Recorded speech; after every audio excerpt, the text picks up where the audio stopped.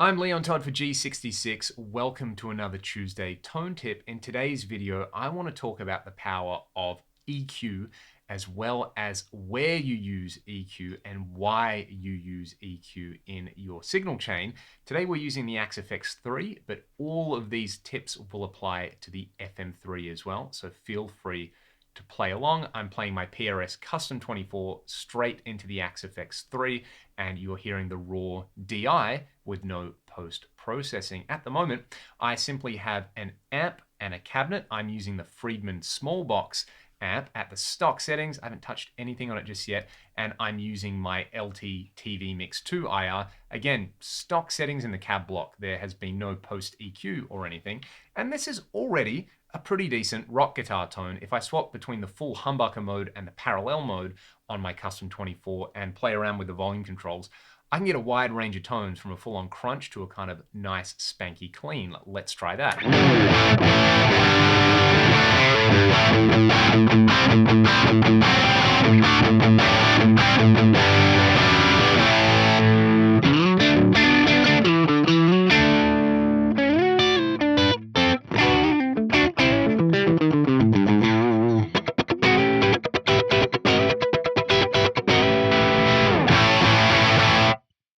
Wonderful stuff.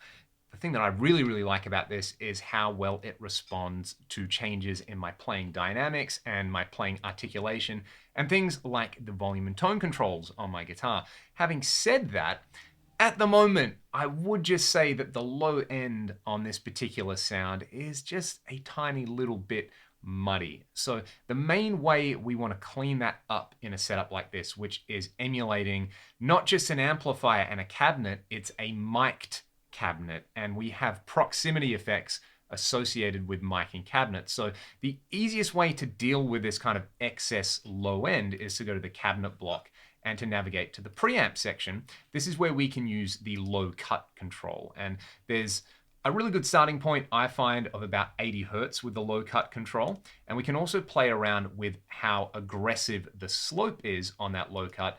As a general rule, I'll start with 12 dB. So let's do this. Let's turn that back down to 20, and then I'll go to 80 and just have a listen for how kind of clear the low end is with this particular tone.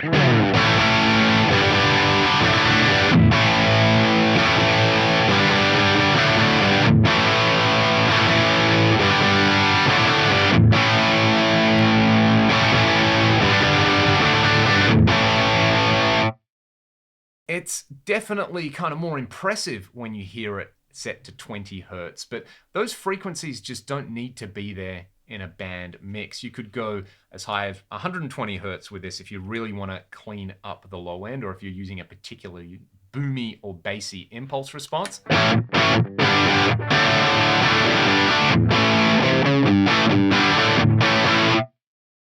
Similarly, if you're finding the high end of your guitar to, say, be a little bit, say, fizzy or harsh, play around with the high cut control.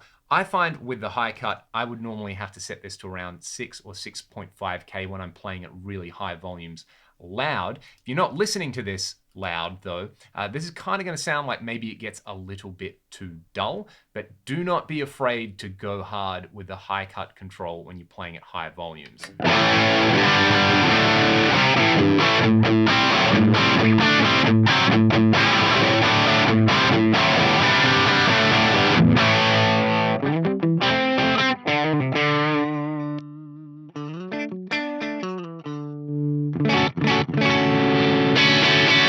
Essentially what we're doing here is sculpting our guitar sound to fit into a band mix. Too much low end is going to clash with the bass guitar and the kick drum. Too much high end is not only going to fatigue your ears, it's going to clash with instruments like the cymbals on a drum kit. So these might look like slightly extreme settings, but these would not be atypical if I was playing live.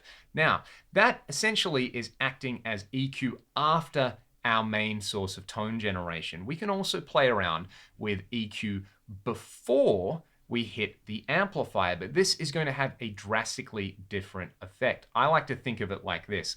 When we're using something like the low cut and the high cut in the cab block, or if we're using, say, a parametric EQ after the cabinet, like I said, it's that word sculpt. We're really taking the whole thing and we are getting rid of all the excess things that we don't need from the overall tone. Using some EQ before the amp, and again, we actually don't need to use a separate EQ block. We can navigate to the amp block and go to the input EQ. This is kind of going to change the feel or the texture of the distortion that you've got going on with your amp. I'll give you an example. You can see here with the small box, the stock settings is that there is a low cut at 144 Hertz, and we essentially have a single band EQ here where we can set the frequency, the Q, which is going to be how wide or narrow the boost or cut is, as well as the gain. And a great trick I find is, let's say we go to set the frequency at about 800 Hertz, and we're just going to boost the input EQ at 800 Hertz by, let's go for about 9 dB. Have a listen to what this does to the kind of character of the distortion.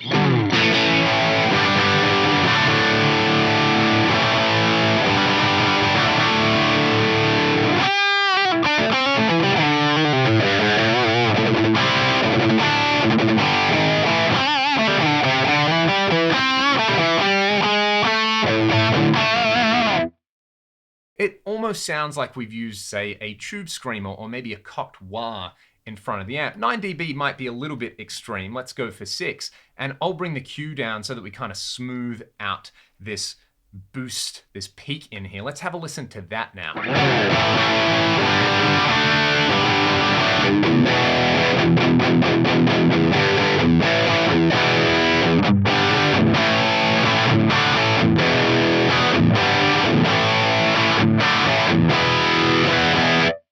It's a really cool alternative to using a drive block or a boost in front of our amp.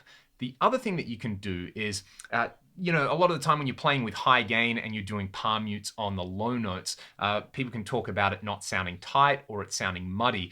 Don't be afraid to play around with the low cut. And in general, you can go for far more extreme values in front of the amp than you can after, say, the cabinet block. So let's try this. Let's set the low cut to 500 Hertz. That seems kind of extreme, right? But have a listen to how the character of the low palm muted note sounds.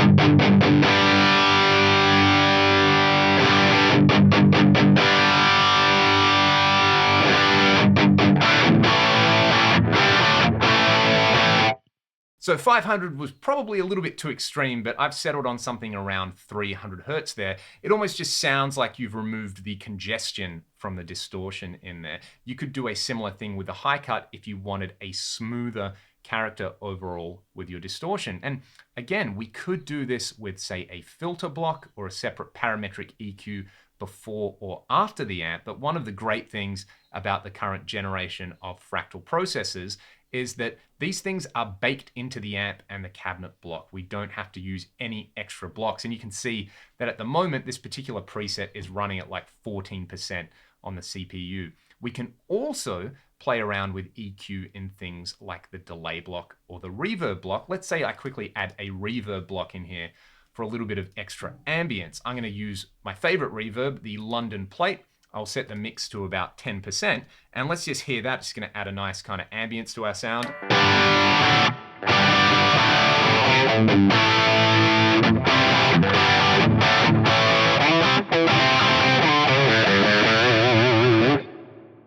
Now we've got this wonderful, chewy, kind of hot-rodded Marshall thing going on. But one thing you can do with the reverb is to just kind of get it out of the way of the low end of the guitar, go to the reverb EQ, and turn the low cut on the reverb, say up past about 200 Hertz. This is like an old studio trick. Let's hear that now.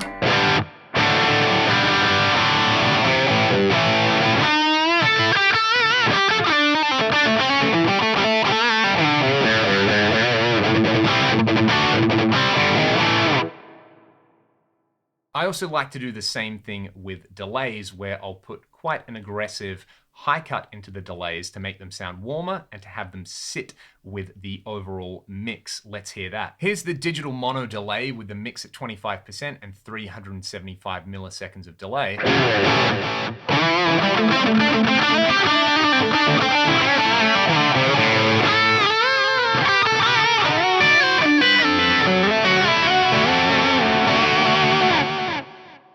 So that delay is kind of getting in the way of what's going on with my playing. It makes everything sound a little messier. If we go to the EQ section though, let's set the high cut to about 3000 Hertz, quite an aggressive high cut, and I'll use an aggressive slope as well. I'll go for 36 decibels per octave. Now, my delay is still going to be there, but it's not clashing with my main guitar tone as much.